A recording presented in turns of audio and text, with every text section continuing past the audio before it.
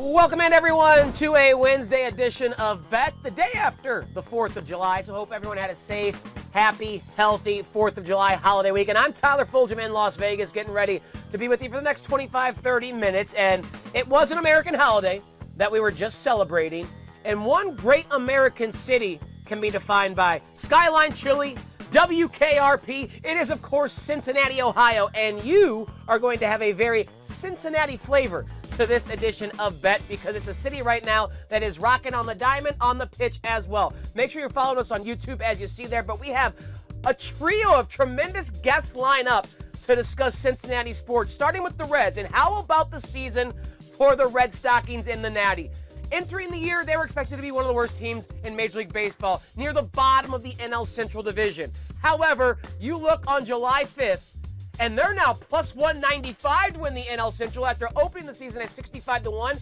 If you think they can get to the World Series, 35-1. If you think they can win it all for the first time in 30-plus years, 70-1 is the price on that. And a gentleman who was a part of the last Cincinnati Reds World Series team, none other than the Hall of Famer himself, Barry Larkin, kind enough to join us here on Bet. Barry calls home games in Cincinnati for the Reds, and he's going to share some of his insight on what has become, I think, as a Cardinal fan, one of the most exciting teams in Major League Baseball to watch, the Cincinnati Reds. So, Barry, we appreciate you joining us. How was your 4th of July holiday? It was good, Tyler. It was good. It was good to see the boys continue to roll. They're up in Washington right now. I don't travel with the team when they go on the road. But, man, they've been playing some incredibly inspired baseball. It's been fun to watch. Yeah, and when you look at last year, 2022, Barry, it was a season where they lost 100 games. There was not a lot of excitement and buzz at the ballpark. This year, however, as we have shown you, they're 47-39, hold a one-game lead in the NL Central. So from that bird's eye view you get when you're calling home games, what do you see as different between the crowds at Great American Ballpark this year versus last? Well, certainly a lot more people are coming out to the games, and I feel like there's almost an expectation for this team to win. It's a different feeling. Last year, as you mentioned, we lost 100 games, and people were coming out, I think, just because they felt obligated because they were Reds fans. This year, I feel like they come out because there's some really tangible excitement. A lot of these young players that they have brought up are so well prepared, or have been so well prepared when they came to Cincinnati, and they're just fun. The style of baseball that they play, they grind out at bats. They have a lot of team speed. They bunt. They play small ball. They steal bases. They do some hitting and running. They're just very aggressive, trying to take an extra base. They play really good defense. They try really hard, and now they're hitting the long ball as well. It's really a tough recipe to kind of defend against. It's like, on some of the teams that I played on that we were really good at. When I talked to some of the opposition, I asked them, I said, what did you think about us? They said, well, we really didn't know how to defend against you guys because we didn't know we had to try to shut down one part of the game. And if we tried to shut down that part of the game, you guys would beat us in another side. And I think that's what you're seeing right now in Cincinnati. It's fun. The guys are playing. They have their own identity, a lot of really great personalities. And it's just a really great brand of baseball that they're playing right now.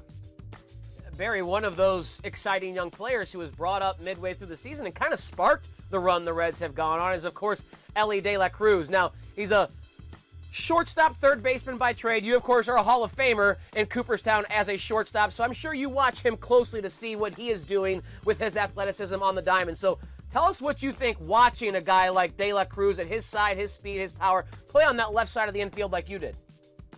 Yeah, it's really unique what he's capable of doing. There's a kid with the Pirates, O'Neal Cruz, 6'5", 6'6", and you love to see the athleticism and the gracefulness, and but the ability to kind of shorten up and make the quick bang bang movements that need to happen at the shortstop level.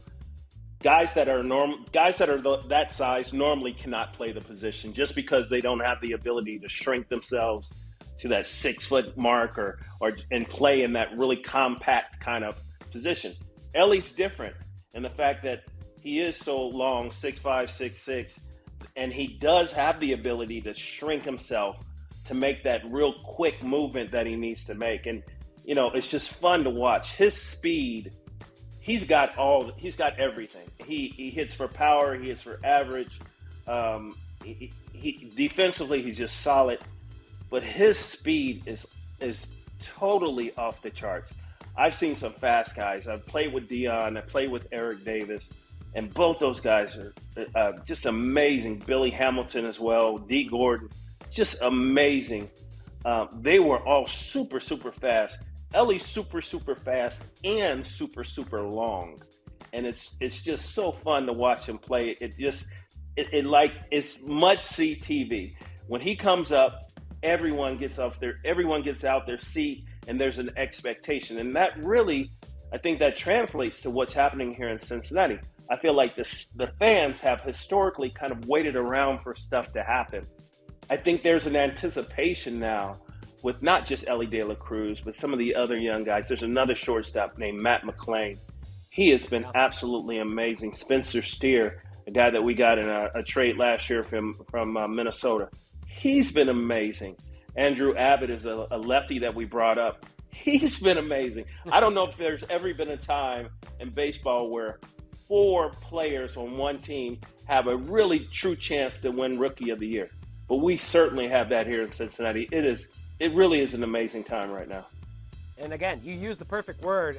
Even as a Cardinal fan, when Ellie's at the dish, I stop everything I'm doing, I watch him. If he puts one in the gap, watching him run from home plate to third, he's like a deer, like a gazelle out there, and it is certainly fun and what the game of baseball needs. So with those youngsters, De La Cruz, I should say, McClain, Steer, Andrew Abbott you mentioned, Cincinnati, coming out of 4th of July, is in first place in the NL Central. They're kind of jockeying with the Brewers there. And this month is going to be very important for the Reds, Barry, because you got 9 games against those Brewers. Going to be a very important month to see who sets themselves up for the stretch run. How many of those games against Milwaukee do you think Cincinnati needs to take to really start to believe and have a belief that this is their year? Well, I think psychologically, I think they need to win each series against the Brewers. I think you need to put it out there that you're for real, and if you're battling with us, you can't beat us head to head. The unfortunate part is we'll be done with the Brewers in July. As far as with the balanced schedule now, we'll be playing all the different teams. Historically, we've had a chance to play more teams in our division down the stretch, and we normally finish with the teams down the stretch that we're chasing or that we're chasing us. That's not going to happen this year. As I said, we're going to be done with the Brewers sometime in July. So I think it's important that this team psychologically beats the Brewers in every series that they play, just to let them know. But once again, this is a division that is, the Cardinals are still in it. And I don't know if they're in last place, but the Cardinals are still in it. The Pirates are still in it. So, this is a very winnable division. And I think this is what the team was talking about months and months ago before they went on this hot streak. It was like, although we're 3 or 4 or 5 games under 500 at the time, nobody else is playing well in this division. And so now people are starting to catch fire, and it's still a winnable division. So you're going to have to beat the Brewers in the series that you play in them. But you can't take your foot off the gas pedal. You got to continue to play throughout the entire season, because I just think that's just where we are with the balance schedule.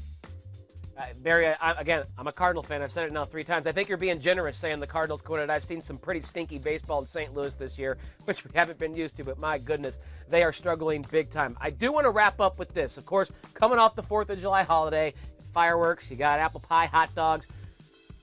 Baseball is our national pastime here in America, but you are part of a group that's trying to make it an even bigger global game than it already is. Can you tell us what you're involved with and what you're doing in that regard? Yeah, as a baseball project I'm working on, it's called Baseball United, and we are bringing baseball to the Mideast, the Southeast region of the world, and we have so many guys involved in the project. In actual fact, there are over 53 million, I think closer to 60 million active baseball fans in India and Pakistan and the GCC region. That's more baseball fans over there than there are in the United States alone. Wow. So we thought we were going to have to go over and convert cricket fans and make them baseball fans. We've been very pleased to find out there are many, many baseball fans in that part of the world. So what we're doing is we're bringing a pro league, as you can see right there, to the Southeast Asia market. And we're also making player development and people development programs through educational opportunities. So we're not just trying to bring the baseball game and playing the baseball game at a professional level to that part of the world. We're also teaching people how to be broadcasters, how to televise the game of baseball, how to officiate the game of baseball, how to take care of the baseball players. There's so many different touch points in the game of baseball. Anyone that takes time to learn the game of baseball in this part of the world through our project in Baseball United, we're going to educate them and train them how to become involved in the game of baseball. It's a super project. I'm super excited about it. I have partners who have been over in Dubai and that part of the world. Dubai is going to be the central area where we're going to be playing at Dubai Cricket Stadium. And we're going to be our showcase events in November of 2023. We're super excited about it, and hopefully people come out and support the project. That is very cool what you and some other Hall of Famers are doing to spread and edutrain, as you said, the game of baseball across the globe, because there are fans of the sport, not just here stateside, but of course from one end of the earth to the next. Hall of Famer Barry Larkin joining us to talk the Cincinnati Reds at the game of baseball here on Bet. Barry, we appreciate the time so much. Thank you, my friend. Thanks for having me. Wow, so very cool to have Barry Larkin on the show, and we go from one great guest to the next, and I told you it's going to be nothing but the natty here on Bet Today. So from Barry Larkin to Ben Baby, who of course is the NFL Nation reporter for the Cincinnati Bengals, and maybe the Bengals have inspired the Reds to go with that youth movement and put forth a good product on the field, because we know Cincinnati's been one of the best football teams in the league the past couple of years. All right, Ben, let's talk about the Bengals this year. A lot of futures that we can delve into. The win total's at 11.5, something they've surpassed each of the last couple of years. The over is juiced to plus 105, though, there, in what looks like a competitive division on paper. Plainly put, do you think Cincinnati wins 12 or more, or 11 or fewer games in 2023? Yeah, Tyler, when I saw those odds, it made me feel a little bit better about my preseason predictions, because I have the Bengals right now going 13-4, and that may seem like a big number to ask, especially when you look at the books and that 11.5 over-under projection. However, you have to remember, this is a Bengals team that finished the regular season winning 8 straight games and carried that momentum into another AFC Championship berth, and we're about this close, about the gap between Kentucky and Ohio, from getting back to the Super Bowl last year, except in that loss to Kansas City. So give me that over. You look at what the Bengals are bringing back. They strengthen that offensive line. The young stars like Chase, Burrow, Higgins, give them another year. So give me the over. Give me 12 or more. All right, yeah, that's something Cincinnati has done very well. I am going to give a pick coming up a little bit later on that win total. Ben, I'm not going to tell you right now, though, if I agree or disagree with you. I think it's a great line, though, on the Bengals. Let's talk about their MVP caliber quarterback, Joe Burrow, because he's the big man on campus in Cincinnati. We know Burrow has taken the league by storm. He's 6-1 to lead the league in passing yards. Only Patrick Mahomes, of course, has a shorter number than Joe Burrow, who's tied with another passer. So, bottom line, do you think that's a decent price on Burrow? What do you expect to see from this offense in 2023? More and more passing like we've seen in years prior?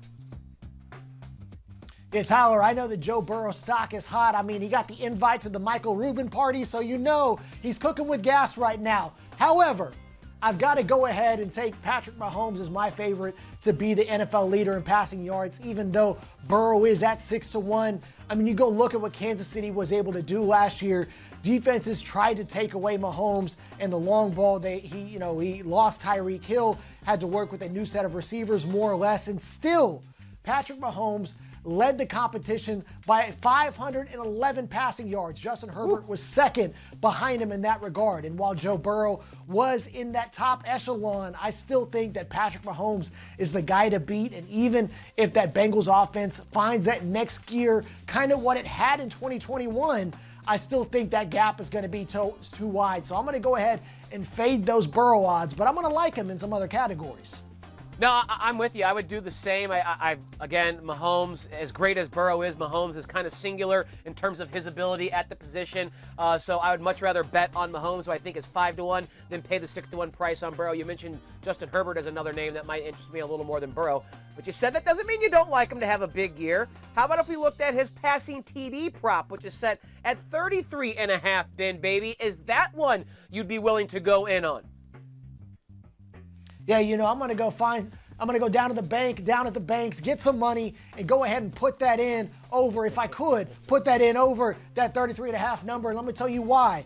The last couple of years, Burrow has easily hit that mark, hit 34 and 35. And even though, he's dealt with some setbacks over the last 2 seasons, let's not forget that in 2021, he was coming off that knee injury that ended his rookie year. And then last year, something that went under the radar was that he had to have that appendectomy that was an emergency procedure right at the beginning or just before the start of training camp. And it really took him a few weeks for him to feel like himself. So, even with those setbacks, he was still able to hit that over. So I do like those odds and where they're positioned right now. If you are wanting to put some money down on that, take the over, because this is a Bengals offense, really a franchise, and quite frankly, just so many things in and around the city that are built off the buzz of Burrow these last few years, and they have really embraced this passing offense under Coach Zach Taylor. So go ahead and feel confident in the ability for Joe Burrow to score a lot of touchdowns. Yeah, I do agree with you there. Much more than the 6-1 price on leading the league in passing yards. I do like him to find the paint with Jamar, T. Higgins, all those weapons he has, Tyler Boyd, 34 or more times. Remember, they only played 16 games in Cincinnati last season because one was canceled due to the Damar Hamlin injury. But Burrow will chuck the rock, has the weapons, and with it juiced -115 on both sides, over and under, it's an even price in the books. I would rather bet on the over, given the same price on the under, because I do think this is going to be, like you, Ben, an explosive offense. Now, if he's going to get there to 34 or more passing TDs, he's going to need the help of his top receiver, Jamar Chase. Jamar Chase's TD receptions prop is set at 10.5. Now, the juice is heavy to the under here. It's -140 to the under, 10 or less. This is a lofty number, but we know how good Jamar is. Where would you side when it comes to the Bengals' top wideout and his TDs? I know that the odds are juice to the under, but go ahead and give me the over. Jamar Chase, defenses have tried to take Jamar away, and they've done a good job of that. But keep this in mind, Tyler. You look at it, he had 9 touchdowns in 2022, and that was despite the fact he missed 4 games with a hip injury that placed him on injured reserve. So you look at the injury, you look at what defenses were trying to do, and still he hit 9 touchdowns. And that gives me confidence that he'll be able to go ahead and hit that over. And what's interesting is I talked to him a lot about this, over the course of last year and how he was developing as a receiver from that breakout rookie season to his second year. And one thing that really caught me, that interested me, was that he was looking at where he was at in the progression, and that he wanted to know in each play whether he was the first read, the second read, the third read, and that gave him a little extra time to set up his man, set up his defender, maybe get out of his stem a little bit. That kind of nuance, the kind of knowledge that he's bringing to his game, and it's increasing year over year, that bodes well, and especially as this Bengals offense looks for more creative ways to get the ball in his hands, because they know just how good and how explosive he is in space. Yeah, don't blame anyone at all for taking an over on Jamar Chase. It is a lofty number, but if he's going to be out there for 16 or 17 games, it's going to be hard to keep that guy under 10 touchdown receptions. We know he is that good. All right, finally, let's look at Jamar Chase and Joe Burrow and their yardage props. For the QB, you're looking at 4,425.5 passing yards. Jamar Chase has a lofty yardage total as well, 1,300 receiving yards. So if you had to take the over, would you do it with Burrow, Chase, or both, Ben? Tyler, those Burrow odds, let me go ahead and tell you, I like those. Those are stronger a lock than me going down to Graders in the summer and picking me up a double scoop. You go look at what he's done over the last couple of seasons. He's crushed that easily. And like I said, this is an offense that's predicated on the passing attack. and they're going to look to maybe use the run game with Joe Mixon a little bit more, or whoever's back there, and really try to find those yards underneath and open up the offense through the air, get those big passing plays back, those explosive plays back, something that we're writing about on ESPN.com here in the next couple of weeks. So I like the fact that those odds where they're at, and I think Joe's going to hit that in that passing yardage quite easily. Yeah, I do think it's safer to go with the quarterback. There's just a greater injury risk at other positions outside of quarterback with the way they're protected in this day and age. So I think you're far more likely to get 16, 17 games out of Burrow, and if that's the case, far more likely to go over these lofty numbers. By the way, before we get you out of here, Ben, what double scoop flavor are you getting at Graders? Come on, tell the people.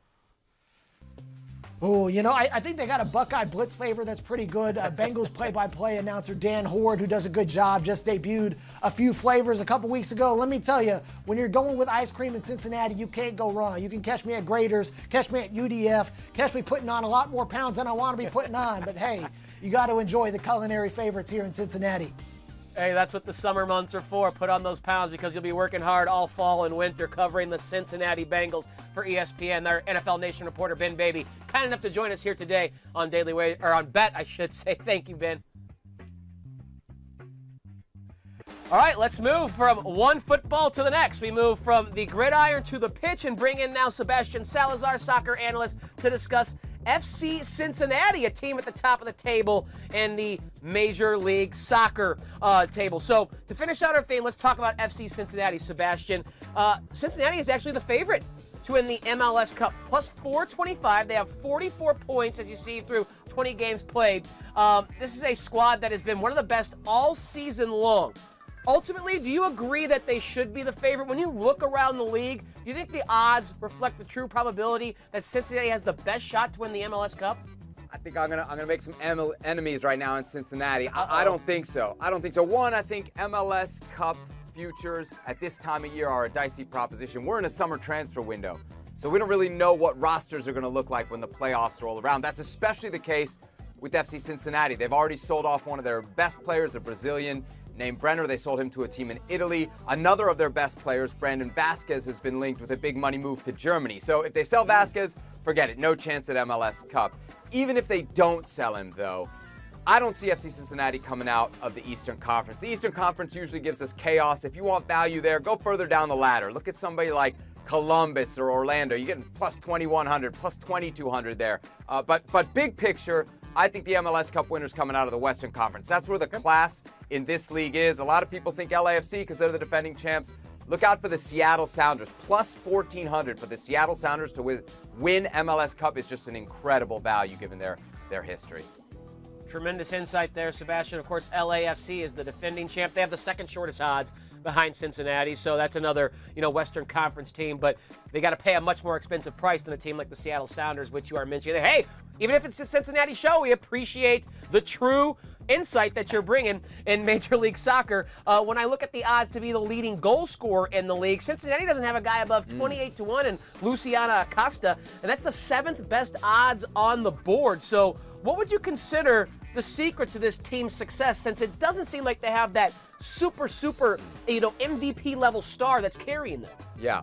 They don't have the goal scorer, but they've got the star, and it's the guy you're talking about, Lucho Acosta, right? He's a guy who has performed at an MVP level in this league before, and he's doing it again. He's a playmaker, so he's good to get you 14, 15 assists, but he can also chip in with 14 or 15 goals, and that's the kind of season that he's having right now. He is truly the star, the guy who makes things move for FC Cincinnati. It's also worth pointing out they just got an incredible home field advantage. They've opened up TQL Stadium. Coming into this past weekend, they'd won 10 straight at home. They didn't win this past weekend. They tied a very good New England team, but they got that tie without two of their best players, the aforementioned Brandon Vasquez and Matt Miazga, two starters who are with the U.S. national team playing in the Gold Cup right now. And that speaks to Cincinnati's depth. So even though I'm not picking them to win MLS Cup, let's give them some credit. Last year they made the playoffs. The 3 years before that, they were dead last in the league. So FC Cincinnati is a great story. It's been a true 180.